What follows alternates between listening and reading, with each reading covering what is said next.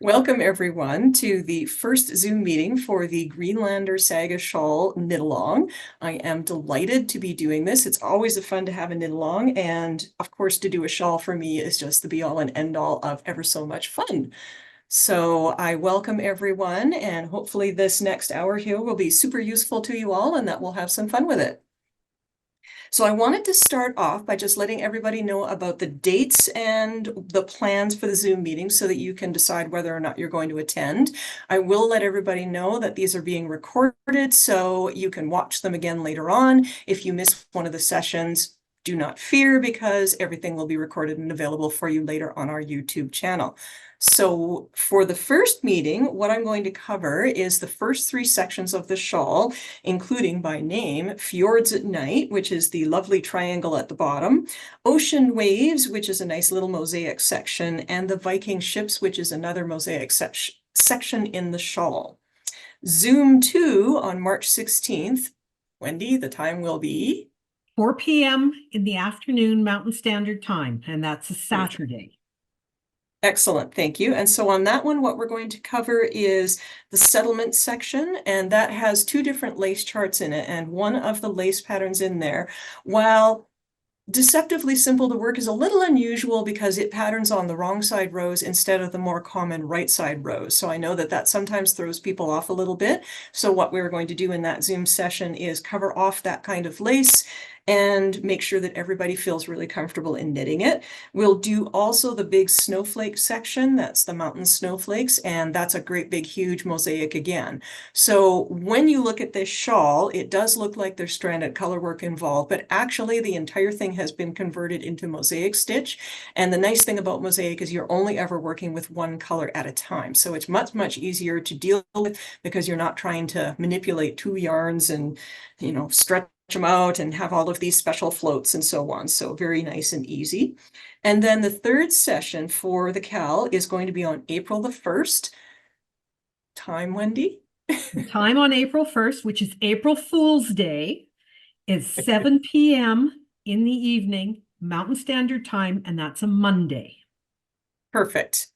So on that one, we're going to cover a textures section that has knits and pearls forming some lovely little vines and leaves. It's called Leaving Greenland.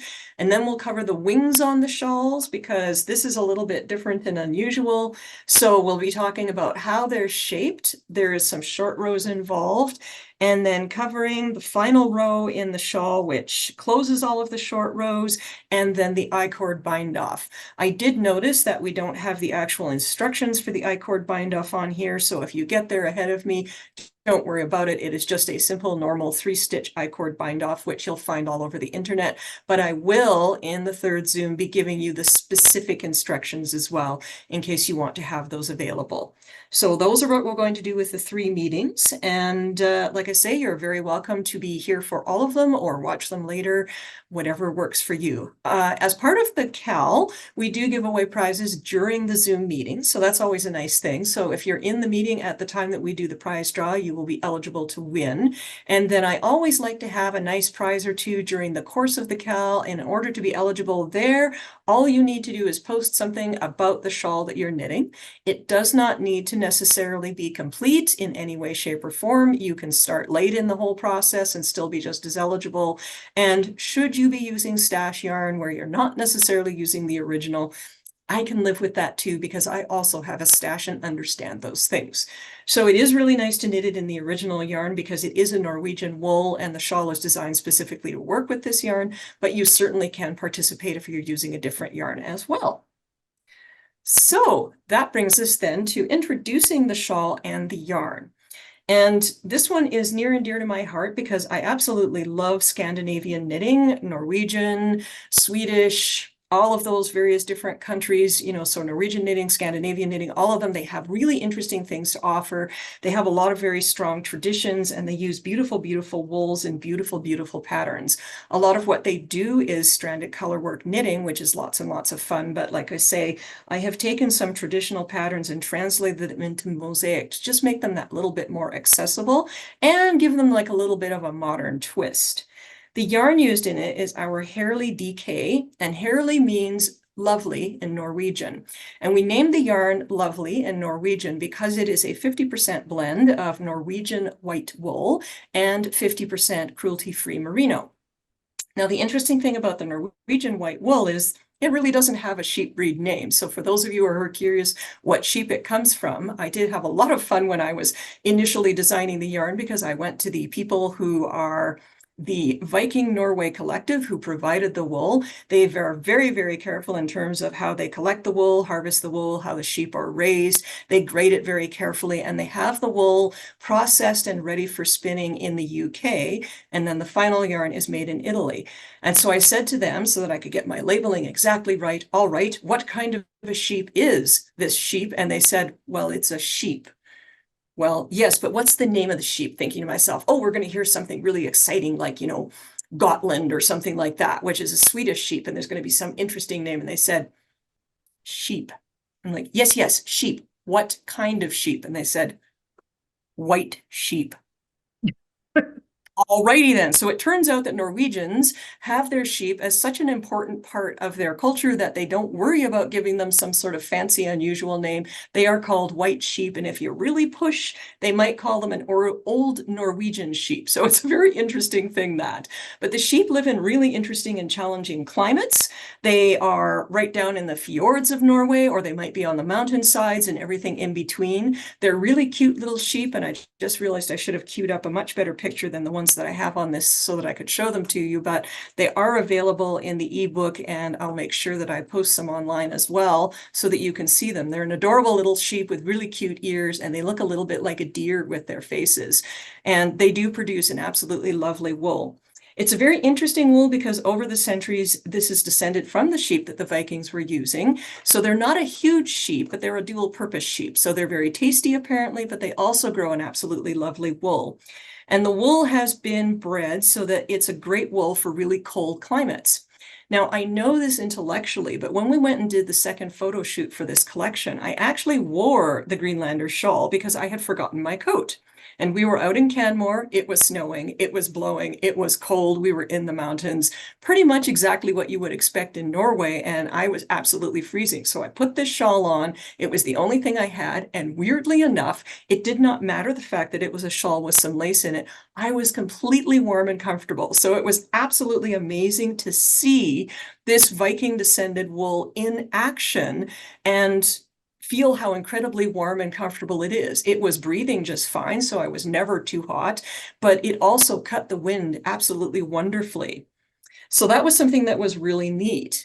Now, the other thing about this yarn when we first got it that I thought was really interesting is that when I started going to dye it, the yarn wants to be its own thing. It loves to take deep, vibrant, vivacious colors, but it likes to make them its own. So it will change some reds and purples and make them lean in different directions. So for example, a purple that would have a lot of blue in it will look more red when dyed on this yarn. So I find that rather intriguing. It absolutely loves to be deep, deep golds and dark blues and a lovely lighter blue like the one in the shawl. And it really likes to be reds and greens. So I find it very fascinating that these are some of the traditional colors that you will see Norwegian yarns dyed into and Norwegian sweaters knit in. So it's definitely something that goes hand in hand with the wool itself. So an absolutely lovely fiber and very, very interesting, both in terms of its historical properties and then its modern incarnation. So if you look at the label for the yarn for this, we have actually called it Viking Norway wool. And the reason for that is it pays tribute to the cooperative that provides the wool. The sheep really doesn't have its own name. And then the other thing is they have like the best logo, which is a Viking in a horned helmet. And they said, well, if you call this wool Viking Norway wool, you can use our logo. Well, sold. Absolutely had to do that. And so you will find the Viking Norway logo on the label along with the yarn. So lots of fun there. One of the nice things about this yarn is that thanks to the Norwegian wool in it, it is wonderful for all sorts of different types of color work because it likes to stick to itself. So when you're doing stranded color work, if you're working with a really slippery yarn, it can be a lot more challenging to tension it evenly and to have a nice product that blocks out well. But this wool is absolutely perfect for this. And again, it's quite clear to me that the sheep have been bred for a long, long time to have that attribute.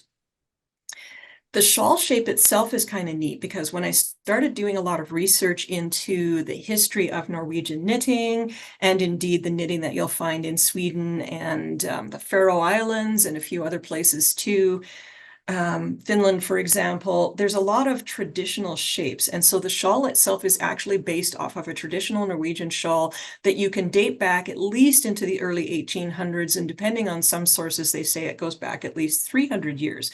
And it's a very simple triangular shape with wings. So you have, look at that, my camera is sitting on it, carefully removing the shawl from underneath the camera. You have a nice V shape that is shaped with a very, very simple method. And then you have these long wings. And the purpose of the long wings is that you put the shawl over your back, cross the wings over your chest, and then they either can be tied in a knot, or you can actually cross them over and tie them behind your back. So the shawl shape is very, very simple. It's shaped very, very simplistically, but it's incredible to wear because you basically can turn the shawl into a jacket and it keeps your arms free. You don't have a lot of fabric that's getting dragged into whatever you're doing, and it's very, very cozy. So I did indeed tie it behind myself when I was out there with the photos going on, and it was pretty darn comfy, better than a jacket would have been. So it's a very old shawl shape, but it's done very simply so that it just simply has an increase on each edge. Technically, there is an increase on each edge, well, one edge every row, but I have adapted it just slightly in this shawl to have the increases happening on each edge every right side row. And I did that just so that we could keep the patterns nice and symmetrical because I'm that kind of person who would be a bit twitchy if it was jigging on each side of the shawl as it went. But the original way that it would have been done is that they would have knit it, for example, as garter stitch, and then at the start of each row, they would have increased. So that's the next interesting thing about this before I get into more of the history behind the inspiration of the design is that when this is increased, you'll find that the increase that's used in the pattern is a little different from what you're used to. So instead of a very common knit front and back into a stitch, which gives you an extra stitch, one stitch increase, this particular shawl shape uses a knit back and front. And I was rather intrigued about why they would do that. But when you go and you do the shawl and you're slipping the edge stitch on there, what you'll find is that a knit back front will actually cause the edge of the shawl to roll a little bit. So it gives you almost a nicer, like almost an I-cord, it gives you a nicer finish on it. So it's a rather interesting thing that these people had thought very carefully about the mechanics of how the stitch that increases on the edge of the shawl affects the shaping itself, and it gives it a really nice finish. So it's a nice, slightly thicker, warmer edge, thanks to this slight change in the increase there. So this just goes into all of the history that fascinates me. So as the creator of the shawl, I really like to put stories into my work. And so this one was one that I just could not resist. Because of course, if you're going to make a yarn that uses a Scandinavian wool and it comes from Norway, you're going to have to look at the history because they're like, okay, these sheep are descended from Vikings. So I'm like, well, let's look into these here Vikings. And it turns out that you can find some fascinating stories. And one of my favorites that I've been quite fond of for a long time are there two different sagas. And sagas are stories that have been around for a very long time. And the first one is the saga of Eric the Red. And the second is one that's related, and it's called the Greenlander Saga or the Saga of the Greenlanders. And in both cases, those are about the discovery of Greenland and about the voyages of Eric the Red and his descendants and people past him in terms of where they went when they left Norway and the kinds of things that they discovered. They weren't actually written down until around the 1400s or so, but they talk about the time at the late 9th, well, no, sorry, it would be the late 10th century and early 11th centuries. So Eric went a voyaging in the later 900s, like around 982, that sort of thing. He was thought to have been born around 950, and he had quite a tumultuous life. He is named Eric the Red, and apparently for two reasons. One of them is his hair. Apparently his hair and beard were a fiery red. And then the other reason was his temper. And I'm going to share with you quite an old picture that is a drawing of Eric the Red. And he does look a little bit like you don't want to mess with him here. So this is quite an old picture of Eric the Red. Now, it's probably not accurate in terms of the armor because this looks a lot more Middle Ages, medieval type thing than what Eric would have been wearing. But you can definitely see that he is considered somebody who has firm character. So in the story of Eric the Red, what happens is that he ends up leaving Norway with his father, and it's all about a dispute. So he was born named Eric, and it depends on who you're talking to as to how this is pronounced, Thorvaldsson or Torvaldsson.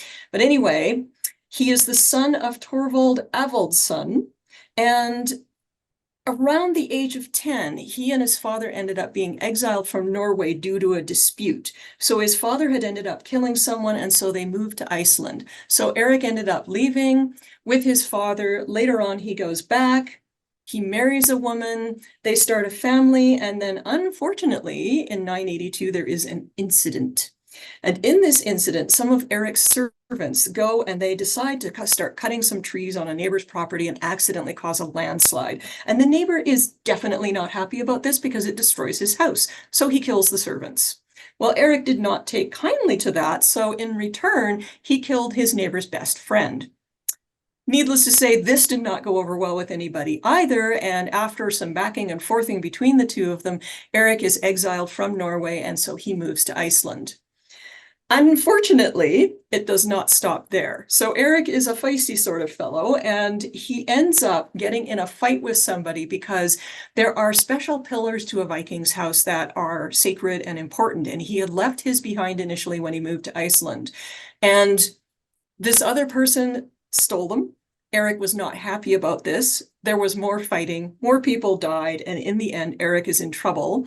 And after a whole bunch of backing and forthing on the troubles, there is something called a thing, and this is a law meet, basically. And so he is judged at this over his behavior of killing more people in this fight, and he is exiled from Iceland for 3 years. So at this point in time, he thinks about the stories that he's heard in the past, and he goes, there was this dude that got lost on the high seas, and he talked about seeing this land. He went by it, and he thought it would look kind of interesting. He didn't end up colonizing it or staying there, but maybe what I'll do is I'll take some friends and I'll go off and look for this. And that's exactly what he does. So in the spring of 982, he and his ships leave from Iceland, and they go about 180 miles as the crow flies. It's a difficult journey, but they do finally find what will eventually become known as Greenland. And so he starts exploring it. So he ends up at first on the west coast, and he thinks to himself, well, this is pretty nifty. The legend goes that there were green meadows there, and he says, well, this is pretty nice. So he has a little bit of exploring there, and then what he does is he actually goes to a couple of other places because he's been exiled for 3 years. He does quite a bit of exploring of Greenland and ends up spending some time in 3 different parts of it. Once the exiling of his group is over, he decides to go back to Iceland, and he's like, this is a nifty place. Now, how am I going to convince people to leave their comfortable homes and go to this new land? Well, I'm going to name it Greenland after that nice meadow because this is a great way to promote it. Like, dudes, let's pack everything up. Let's go move here. Let's create a settlement. It's going to be super nice. You know, you wanna, because Greenland, come on, you're living in Iceland. How warm is it here? So a whole bunch of people think that's going to be a pretty nifty idea, and they pack up and they decide to move with Eric to Greenland. Now, depending on the source, somewhere between 25 to 35 ships set sail, and it's not an easy journey. So there's a lot of storms, they get lost. One of the sagas talks about how they're lost in the mists for 3 days, but eventually some of the ships land. Out of the 25 to 35 ships, only 14 make it. Some of them are sunk, and some of them are forced to turn back to Iceland. So less than half of the people who set out make it, but they do end up creating a settlement on Greenland, and there's about 400 of them at that point in time. So it's not huge, but it's a decent size. From there, what happens is that Eric's son decides that he's going to go off and do some exploring, and he's actually considered the first one to find North America. And then there's a series of people after him, and the Greenlander Saga talks about this series of 6 different explorations, going out and discovering various different areas, sometimes getting lost and having a lot of adventures. But the shawl itself tells the story of Greenland in particular. So the settlements on Greenland did actually grow, and they were there for quite a number of years, several centuries, in fact. Scientists differ in terms of how many people they actually think were in the settlements, and some of them will say, oh, no, no, no, it never got to be more than 3,000 people, and others say, no, no, no, you're wrong. It was at least 5,000. Regardless of how many people there were, eventually things don't go so well on Greenland and the people have to leave. So there was a whole bunch of different factors that I'll happily talk about when we get into that part of the shawl in a future Zoom. But in a nutshell, people end up leaving. So they go back to Iceland, they go back to Norway. Some of them have gone and never come back from the New World. And everything is abandoned. There's a lot of factors from famine to disease to heating up of the climate, cooling down of the climate, droughts. And in fact, drought is considered to be now one of the major factors for why the settlement ended. So the shawl has a little bit of that story too. Things are getting cold and dry, the snow falls, and so the people leave, they go to the New World, they go back to where they came from, and then they return to the fjords from which, and the valleys and the places where they were originally found as Vikings. So they go back to where they were, and they are split into two different groups at that point. So that's the story the shawl tells, and each section of the shawl is based off of part of the story. So the first part of the shawl, the dark point on it with the stars in it, that's all about the deep fjords in Norway, and then of course later on the seas around Iceland, and the stars above shining down into those cold waters. The second section is about the waves that they had to overcome as they did their voyages. And in the original, there is gold and white used for the waves because you've got the white caps as the storms are going on, and then you've got the light shining into a navigation device. And this is really fascinating because the stories talk about how did the Vikings navigate when they couldn't really see? What happens when it's overcast or foggy or misty? And so there are a lot of legends about things called sunstones and navigating by sunstones. There was actually a shipwreck found a few years ago, and there was a piece of crystal that is thought to be one of the original sunstones found in the wreck. And so a bunch of scientists decided to do some experiments and see how accurate they are. And amazingly enough, you can use a sunstone to find the direction of the sun when it's overcast or foggy or stormy. And apparently, when you're navigating, it will make a massive difference to the accuracy of your navigation when you're in something like a Viking ship. And it means that you are much, much more likely to get to where you're going. So that is about spending 3 days lost in the fog and using your sunstone to find your way out of it so that you can actually continue on your voyage.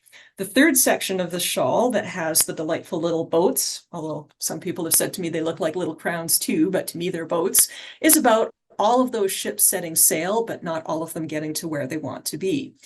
The next part of the shawl that we will look at in the next Zoom is about the settlement. And so it has little houses, and then it has crops and things like that.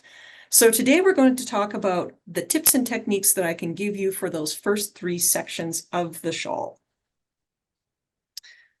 Alrighty, let's do a little bit of changing here. And we're going to move the spotlight to a camera pointing down at various things. So at the start of the pattern, what you're going to find is that there is a page that has some various different commentary and notes on the shawls. It tells you that it's worked from the bottom up using an old Norwegian recipe, and that it's cast off using an I-cord cast off. That's the one that I will give you some assistance with in the third Zoom. One of the points that I want you to pay attention to is that it says it's important to allow the edge stitches to be loose. So the edges all along the shawl are slipped, and so you have a loopier stitch on the edge of the shawl, and I don't want you to be pulling those stitches really tight. I want you to leave them a little bit loose. Let's see if this thing can focus on here. Yo, camera.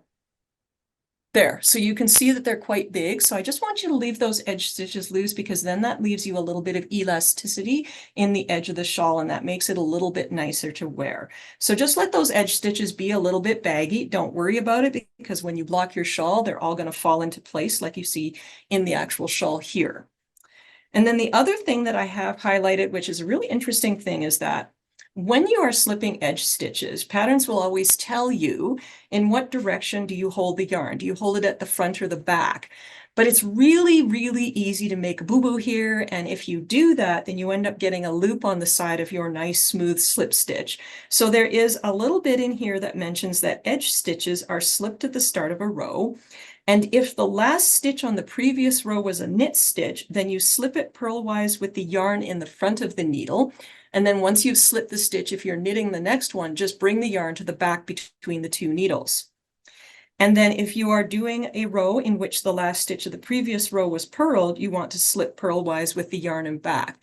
This is a nifty little rule that holds true on any slip stitch edge, not just this shawl, but any time in general. And it's something that I've never actually seen mentioned in a book or anywhere else. So I just wanted to put that in the pattern and to point it out in the Zoom, because anytime that you have to slip an edge in any project, if you want to have a nice clean edge that doesn't give you weird bumps, then following that little rule of thumb will give you that nice smooth edge.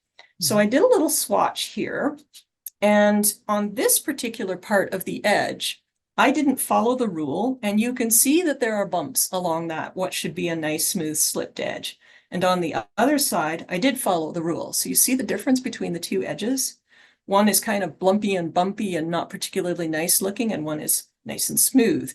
So following that little rule about how to actually hold the yarn when you do the slip stitch can make a big difference in terms of how nice and smooth and clean your edges are. So you can see that I then started following the rule in the next part of this little swatch, and it does make quite a difference in the look of it. So anytime that you have to slip an edge, there is a nice helpful little hint there to help you with that slipping.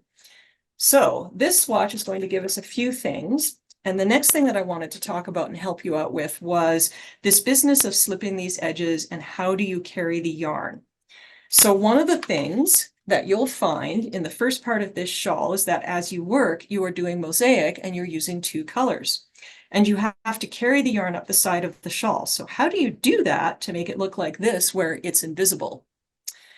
And you see that they're very, very similar on both edges of the shawl. So carrying the yarn up the side means that you don't end up with a whole bunch of ends to weave in, because I cannot imagine how annoyed I would be if I had to weave in ends for every single one of these rows of the little white stars. And that's why this is a useful skill to know. So you can carry yarn up the side, whether there's just 2 rows worked or whether there's 4 rows worked. And there's a very simple little trick that I want you to use whenever you're carrying yarn. And that is, you have finished your row with the working color, and now you're going to change that color. So you're going to bring the new yarn that you're moving to up from underneath the previous working yarn. So this is the one that I was using. This is the one I'm changing to. And so it's going to come up underneath and wrap around when I start my stitches. So as I go to work my next row, my previous stitch was a purl. So I'm going to slip it with the yarn in back, and then I'm going to go ahead and knit. When you do that, when you're carrying yarn, if you just do a little bit of a tug here, then you'll have it so it's not too tightly pulling on your edge. So I give it a little bit of tug to get it sitting normally. Stop that U. And then I'll just go on and knit my row. And that will tuck that yarn nicely along the side. So I'm going to knit my 2 rows. Make sure that we can see what I'm doing. And Wendy, you'll let me know if I get all excited and just go right off screen. No, you're doing good. Excellent. This is a fun, bouncy, pretty little yarn, and so quite nice. Now, the last stitch that I have knit on this row was a knit stitch. And when you go and work the shawl, you have charts, and it will tell you what to do with the first stitch of each row. So there is a symbol. But like I say, it's just a nice little habit to get into, to think about what that stitch was, because then you just never worry about getting it wrong. If I was to slip that stitch with a yarn in back, you see how the yarn crosses right over that stitch on the edge? So that's why I want to slip that first stitch with the yarn in front, because it doesn't cross over the edge. The last stitch was a knit, so I slip with the yarn in the front, and then I can purl my way back. Goodness, would help if I actually let some yarn out of my balls of yarn so that I wasn't dragging them with my hand. Alrighty, back under here. So we are purling happily along. And you can see right now where I have carried the yarn up the side, but that's going to disappear. It's going to tuck itself right nicely in the edge. When I'm moving to the old yarn, you get that big loose loop. Just gently tug that up, and then you can turn your work. And at this point, I'm going to switch to a new color. So again, I want to bring the old one up from underneath, and it will cross over the previous color. Last stitch was a purl, so I'm going to slip with the yarn in the back and then go ahead and knit. And here I can give a little bit of a tug just to make sure that I have the right amount of slack, and off I go. So you're always crossing the new yarn from the right over top of the old yarn on the edge. Now, if you've done intarsia, that is literally the secret to doing the cross between the two colors in intarsia. And it allows you to have the yarns cross over each other and not leave a hole. And in this case, when we turn it over, you see what's happening here is that it is tucking that carried yarn right up against that slip stitch edge. So it's hiding it quite nicely. So this is a really nice way of carrying yarn. Now, what happens if you are doing this and you have multiple rows? Well, let's try that.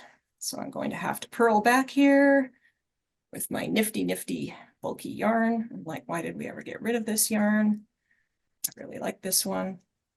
This is a former yarn that we used to dye here called Big Squeeze, and I found some samples of it and thought, what a great yarn to demonstrate with. So we're purling back. And if I was going to continue using the color that I'm using, I would still do that little cross thing at the edge. And what I'm going to do is bring it up from underneath the other yarn, and that will just catch that other yarn in there.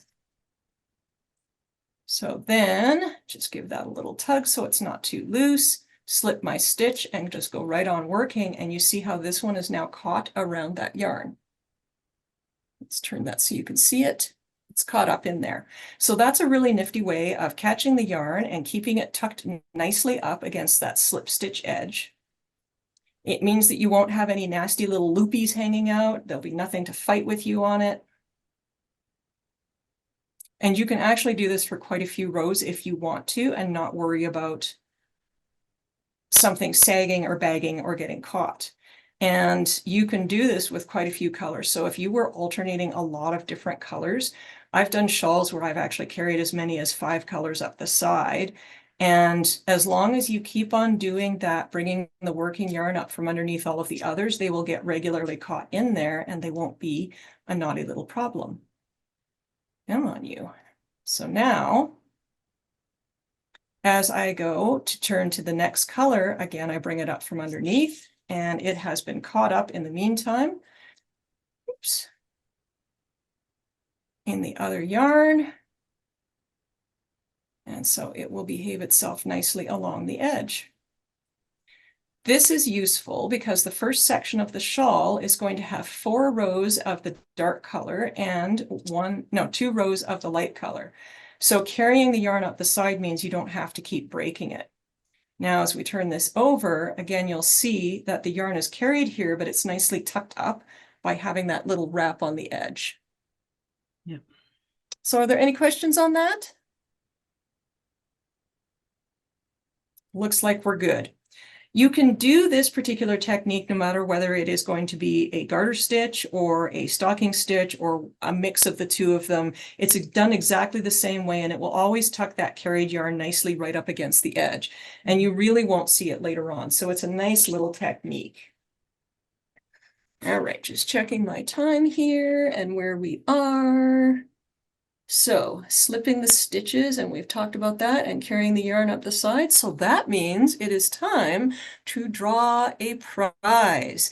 And the prize tonight is going to be a $50 gift certificate, good in either the store or our website, and you will be able to purchase anything that your heart desires. So Wendy, how about you do the draw from the people who are currently here? 2, 3, 4. I'm using a random number generator and counting people that don't work for Ancient Arts, and I've got Emma is the lucky winner. Congratulations, Number Emma. So what we're going to do is get you to email Wendy, and she's going to make sure that she puts her email address in the chat. It's sales@ancientartsfiber.com, and if you ever need to ask a question of her too, you can just email her and say hi. And what she will do is arrange your gift certificate once you have let her know or sent her an email and so on. All righty. Now, the next thing that I wanted to talk about is some mosaic tips and tricks. The shawl uses a couple of different types of mosaic, but the way that they're all worked is exactly the same. And in all mosaic, what you're doing is you're knitting with one color at a time, and then making 2 rows in that one color, or in this case of this particular pattern, 4 in one of the color, but you're only ever working with the one color at a time. The first section of the shawl doesn't have a chart for the mosaic, but it is mosaic nonetheless. And the reason it doesn't have a chart is it would have been super awkward, and it already has quite a few pages because the charts and the pattern are all written out as well. So we kind of figured, well, we could save a couple of pages for people if we just do the written out, because the chart would have been a bit confusing to follow anyway. But what we have here is absolutely normal standard mosaic where we're working 2 rows or 4 rows in one color at a time. So I have come along here, and there's something else that you'll notice is that the lines of these little stars change in terms of where they are on the edges regularly throughout the triangle here. So when I start the next one, I'm going to be starting a lot closer to the edge than I did on this one. And the reason why I wanted to show you the swatch here at this point is that I'm going to talk about the slipping more stitches versus less stitches business. So when you look at the original, you can see that the stars are moving out and then back in, and that just keeps them in a regular pattern throughout the triangle. But you will slip 1 stitch and then 2 stitches and then 3 stitches and then 4 with each one of the repeats throughout here. So you can begin to get an idea of why I didn't want to chart it for you, because it was just much easier written out. But I just want you to notice that, for example, here there's 1 stitch slipped, here there's 2, here there's 3, here there's 4. So it's a very regular pattern in terms of how it behaves in this triangle. And it's going to do exactly the same thing later on with the wings. So once again, I am going to be changing colors in my mosaic, and I'm going to be picking up the new color that I'm moving to from underneath the old one. And then I'm going to be working my first row here. I will slip my stitch with the yarn in back because the first stitch the last stitch of the previous row was knit. Now, a normal knit front and back goes into the front of the stitch, as you see here, but we're not going to do that. We're going to go into the back of the stitch to create our increase, and we're going to knit there, and then we're going to knit into the front of the stitch, and that does our increase. Then what we're going to do is we're going to slip a stitch, and we always slip in mosaic purlwise. So after that, we can knit a stitch, and then we're going to slip 2 purlwise, and we're going to repeat that across the row. Now, to get the yarn to not bind and scrunch in and be all puckery, there's a nice little thing that you want to do on the back, and that's you want to have enough slack in there to make them look like a little smiley face when it's unblocked. So you see how there's just a nice little bit of a loop? And the way that I get it to tension for me is I spread out the stitches on the right. So this is not the 1 stitch mosaic, this is slipping a little bit more. And to get them to space out and have your little smiley face on the back with a little bit of slack in there, just spread the stitches on the right needle. So what I'll do is I'll slip. Caroline, aren't there 3 slip stitches in between each star? Yeah, that's what I get for not reading the pattern. You're right, there is. Thank you, Wendy. You're welcome. What can I say? Insufficient caffeine, and I got all excited and I was thinking about the edge. So yes, there are 3 stitches in between each star. Good thing that we have Wendy here. So again, to get the tension right on slipping those stitches, what I do is I space them out as they would normally sit on my needle, and then I make my next stitch. And that gives me that little bit of slack that I need. If you're worried about it being pulled really tight, so I pulled it too tight here, just spread them back out again with your fingers and it'll slip nice and loose. So again, we're just going to slip 3 stitches purlwise. I would have had very different stars in mine, wouldn't I, Wendy? Now, what happens if you make a really big loose loop? Well, you can just tighten it up, and if your stitches are spread on your needle, then you'll get a nice even tension every time you do that tug on that yarn. This is a very forgiving yarn and a very forgiving stitch. So if it's not perfectly evenly tensioned every single time that you slip some stitches, do not let that worry you. But I just find it's nice to actually see somebody working the stitch so that I can see how it is that they got those nice little smiley faces on the back. Before you block, you see how they stick way up? Don't let that rattle you. That's just normal. And when you block the shawl, they will tuck right up against the back of the shawl and they're no longer sticking up so high. Now, the nifty thing about this Norwegian wool too is that they actually want to stick down. And so when you put on something that's stranded or done in mosaic with this particular wool, it doesn't pop up and it doesn't snag. It just happily beds together is the way it's called. So back to this, we are at our edge here. We get the one stitch and now we're going to work our increase on the other edge. And again, it's going to be a knit front and not a knit back and front, not a front and back. And then we'll knit the last stitch of the row. So with the mosaic, when we are on the color, the current color, you are always going to knit the edge stitches at the end of the row with that color. So don't let that worry you. We are making stars, but we are also making nice little staggered bits of color on the edge. So I've had some people who say to me, oh, no, no, no, no, I can't knit at the end of the row. And I'm like, in mosaic, you always knit right to the last stitch. Obviously not knitting the slipped stitches, but that's what you do. Now, our last stitch was a knit, so I'm going to slip with yarn in front, and you see how this is not crossing over the edge. And then what I'm going to do is purl the first two stitches. And then after that, what I am actually going to do, and Wendy, let me see, where's my little, la la la la la. Just double checking I don't steer you wrong. Yep, so we're purling the first two. Sorry, guys, I just realized that I marked off the wrong row here as to where I am. Slip one, purl two, slip one with yarn in front, knit one. Okay. So we're slipping this one. Now, the stars are garter, and so I'm going to knit on the wrong side row with the gray in this case, or your lighter color with whatever colors you used. When you do that, when you switch to a garter stitch, you see how the strand looks a little bit shorter? That again is completely normal. You expect that because the extra length is actually in between the needles.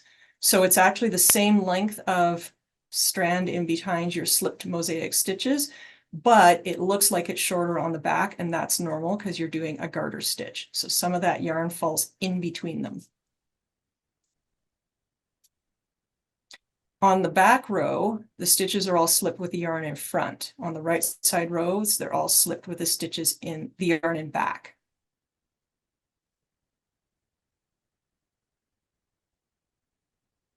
And then the last three are going to be purled. Now this last one got nice and big because it's the other yarn, and what I'm going to do is just gently pull it back down to where it needs to be. So that is our gray row. In mosaic, now we're going to alternate and we're going to go back to the dark color. Again, we pick that up from below the gray and it will wrap around the gray and catch it in against the side. I'm going to slip with yarn in back because the last stitch was a purl. And then I'm going to work my increase. And for some reason tonight, I keep wanting to go in through the front.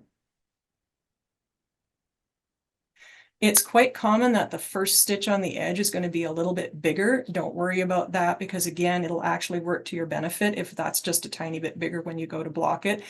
And they all kind of even out when you block as well. In this case, with this dark yarn, we're just going to knit. We're just going to knit all of the stitches because this is a black row and we're not slipping anything. So we're just going to go all the way down.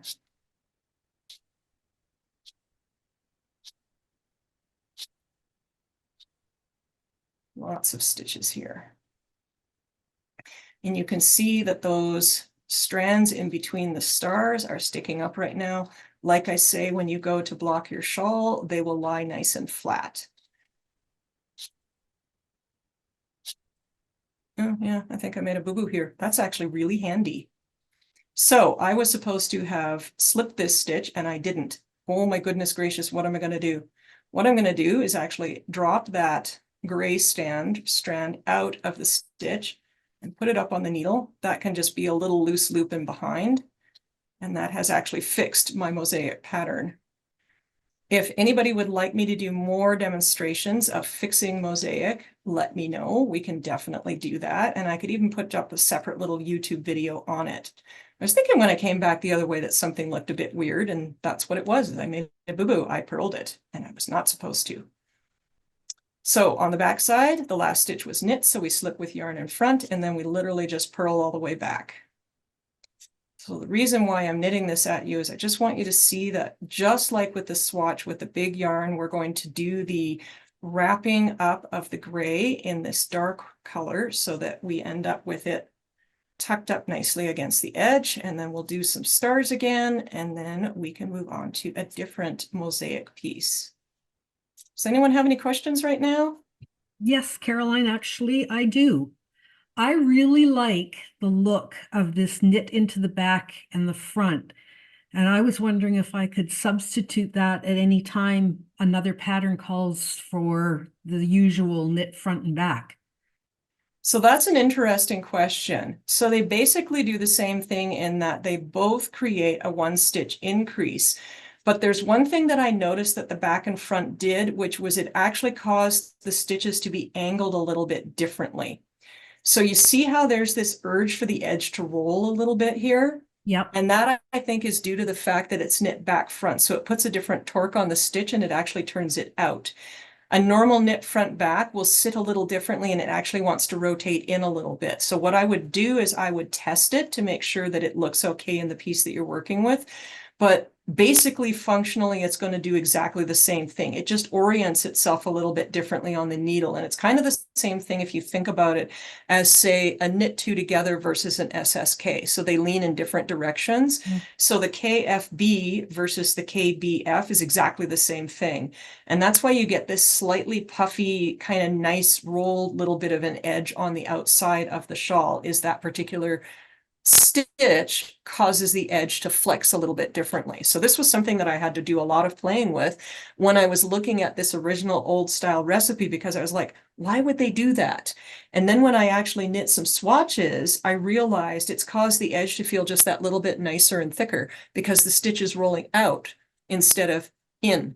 So I've used the same thing in terms of an increase done with a knit front and back in one of my other shawls, and it actually does definitely twist a little bit towards the inside. So it's just a little bit of a different orientation in terms of how it sits. So you could interchange them, but you would want to look at what it looks like in the fabric and make sure it makes sense. So different types of increases, like different types of make ones, will do different things in the fabric and they'll sit in different ways depending on them. So like a make one left or a make one right, or the version where you're just picking up a bar. You can do a make one by doing a backwards loop, and they'll all look different in the fabric once they've been executed. So that's why I say I would qualify that with a make sure it looks the way you want it to. Thank you. You're welcome. So I've come back to my edge here now, and so I'm going to take my dark color and just bring it up underneath the gray, and you see how that's going to catch the gray again. And that's just going to make sure that it stays tucked up against the edge. So if you look carefully here, you can see that it's been tucked up all the way along both the dark color and the gray, and that keeps it from making a messy edge, and it means no weaving in of ends. And again, on the back side, before it's blocked, it really sticks up with this particular yarn. Depending on the yarn you're using for the shawl, it might not stick up as much, but this is absolutely normal for mosaic, and it's not something to be rattled by. It will pack down once you go and block the shawl. So now the other swatch that I had is from the ships. And what I have done here is do a little bit of a swatch on the ships, because these are an interesting style of mosaic. When we look at the original shawl here, you can see that they're raised. So they're textured. And what this is a mix of a stocking stitch background and a garter stitch motif. Again, just like all other mosaic, just like in this part here, that's all garter stitch. What this is just simply you're knitting 2 rows of light color, 2 rows of dark color, and these ones are being treated as garter stitch and these are being treated as stocking stitch. So the first row in the light blue is knit with knits. The second row is purled, but with the dark blue yarn, the first row is knit and the second row is also knit. So that then raises it up. So these ships are sailing on the water instead of being sunken into the water. These are the guys that managed to make it to Greenland so that they could then settle and, you know, start hunting walruses. Apparently they did a lot of walrus hunting on Greenland, and I was like, wow, really, who would have thought? So when we look at the charts for this, I just wanted to point out a few things too on the chart is that you'll see here in this chart how the first row in the dark color has solid boxes and then the second row has the dots. That is indicating to you that you're doing a garter stitch. So when you look at the key, the dots are a knit stitch on the wrong side. So this is the way that the chart will look if you're doing garter for some of the rows and not others. When we actually go to the big snowflakes, they're done all in garter. And so every single color, every single stitch on the wrong side row, whether it is a light color or a dark color, has the dot. So this is solid garter stitch, and this is the dark color is garter stitch, and the light color is not. So that's might be a little bit different if you've been doing some mosaic, but not a huge amount of mosaic. And it is kind of a nifty thing because it gives you a three-dimensional character to that stitch. So does anybody want to see any of that knit, or are you guys feeling confident that you have some tips and tricks there in terms of the mosaic? Okay, I'm feeling confident, but I'd like to point out that the repeat of the pattern, I have a stitch marker for every repeat of that pattern, and it really helps me keep track of where I am. That's an excellent suggestion, and it's something that I definitely highly recommend anytime that you're working something that has a repeat. I always have a stitch marker for each repeat so that then if I make a mistake, I can just look at each individual box and I can be better able to know where I am, first of all, in the row if I set it down, and then secondly, it makes it easier for me to identify where I might have gone wrong. So marking off the repeats for sure. The lace charts, by the way, when you get to that section are a single repeat, but for the houses, you'll actually be repeating the same chart over and over across the row. And I would strongly suggest that you put stitch markers in between each repeat because it's going to make it so much easier to know where you are. The tiny houses lace is kind of interesting because it's a rather textured lace. And so your stitch markers would fall in between each little house and you'd know that you were at that stitch there. Super, super handy. So that's a great comment, Wendy. Just like with all other mosaic on the back side, when you have slipped a stitch, you'll end up with a little strand of yarn on the back.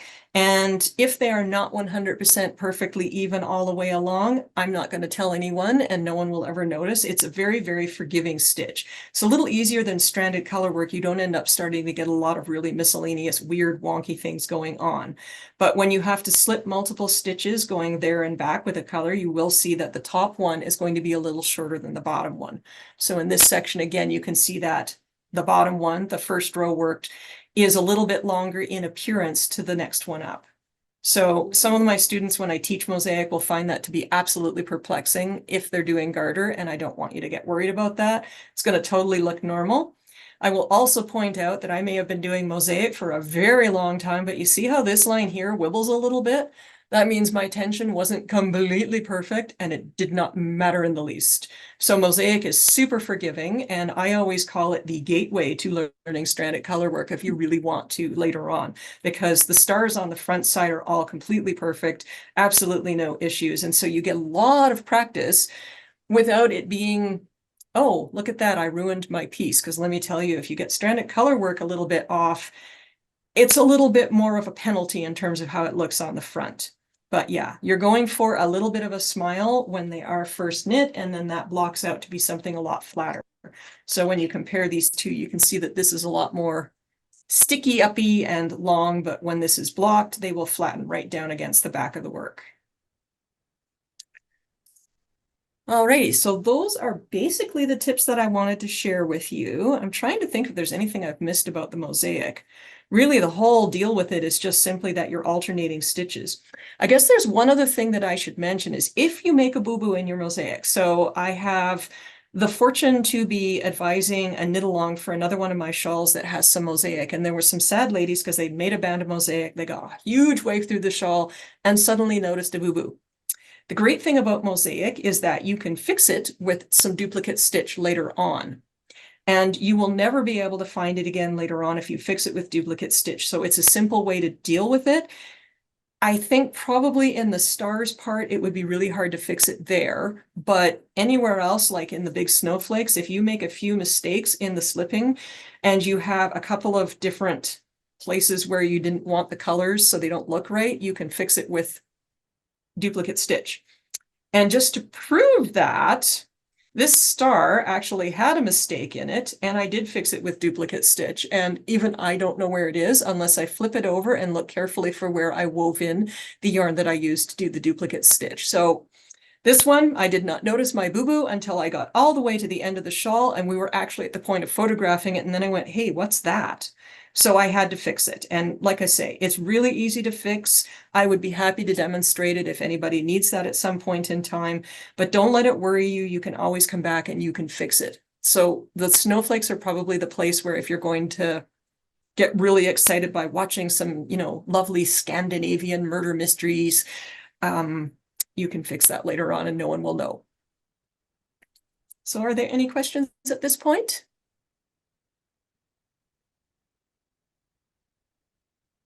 Not hearing any, so that's all good. I hope everybody is really excited to dig into this. And during the course of the KAL, if you have questions about the pattern, you're not sure what to do please make sure to send an email or drop into the store, whatever works for you in order to get the help that you need. I had a very nice person who messaged me through Ravelry today who was asking about the way that the lace was knit in the shawl, and I'm more than happy to give you any pattern support that you need if there's something that's baffling. So do make sure that you ask whenever you need. And also, I would love it if you guys want to post your progress. You can do so on Instagram, you can post on Facebook, you can post on Ravelry. So we'll set up a thread on Ravelry for the KAL there. And we have a Facebook group as well, and that's a really great place to post. I see it all the time in the group. We've got such nice people where if somebody has a question on a pattern, before I even get a chance to reply, 3 people will have stepped in and given some really good perspective. So it's a great place to go to get lots of support and help and, a nice pat on the back when you knit something pretty as well. So definitely make sure you post. And like I say, every post that you make anywhere is going to qualify for a grand prize draw at the end of the KAL. And, who knows what the prize will be? We will reveal that at the last Zoom, but definitely kind of fun. And it's something that I really enjoy doing. Like I said, too, just as a reminder, the I-cord technique doesn't seem to be in the pattern. You can blame the designer for being so excited about getting the pattern published that she forgot to write that down in there. But if you get to the end before we put it into one of the Zooms, you can just Google 3-stitch I-cord bind off. Or if you have some of my other patterns, you will find it in there as well, because I use the same one every time. I just like an I-cord bind off. I will mention too, a little bit in advance, the reason why the shawl ends with an I-cord bind off is it just gives you a little bit of structure up there and keeps the shawl from stretching out. So that's something I will actually throw into a shawl anytime I think I might have an edge that needs a little bit of support. So that's why there's an I-cord at the top here. It gives you just a nice little finish. And if you don't want to put like a bright color around the neck edge, you can use any of the colors in the shawl. There is enough leeway built into the colors that you can finish it with any of the other colors on there. Alrighty, so I think we've come to the end of the time. Congratulations again to our prize winner, and I look forward to hearing from all of you as we continue on with our knit-along.